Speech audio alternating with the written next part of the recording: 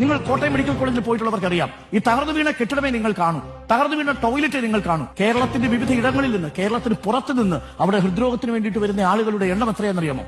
അവിടെ ഏറ്റവും കൂടുതൽ ഓപ്പൺ ഹാർട്ട് സർജറി നടക്കുന്ന ഇന്ത്യയിലെ പൊതുജനാരോഗ്യ കേന്ദ്രമാണ് കോട്ടയം മെഡിക്കൽ കോളേജ്. ഏറ്റവും കൂടുതൽ സ്പെഷ്യലൈസ്ഡ് ആയിട്ടുള്ള ആൻജിയോഗ്രാം നടക്കുന്ന ഏറ്റവും പ്രധാനപ്പെട്ട സ്റ്റേഷനുകളിൽ ഒന്നാണ്. അവിടെ TK ജയകുമാർ തന്നെ റെക്കോർഡ് ഇട്ടിട്ടുണ്ട്, ഒന്ന് നോക്കണം. അത്രയും അധികം സവിശേഷതകളുള്ള ഒരു മെഡിക്കൽ കോളേജാണ്. ആ മെഡിക്കൽ കോളേജിന്റെ അത്യാധുനിക സംവിധാനമുള്ള ഒരു കാഷ്വാലിറ്റി ഉണ്ട്. നമ്മളത് കണ്ടിട്ടില്ല, നമ്മുടെ ദൃശ്യങ്ങൾ കണ്ടിട്ടില്ല. ഈ ബ്ലോക്കിന് നേരെ ഒരു 100 അടി മുന്നോട്ട് പോയി ഇടത്തോട്ട് തിരിഞ്ഞാൽ ആ ബ്ലോക്ക് നിങ്ങൾക്ക് കാണാം. അത് 2ാം പിണറായി സർക്കാരിന്റെയും 1ാം പിണറായി സർക്കാരിന്റെയും കാലത്ത് നിർമ്മിച്ചതാണ്.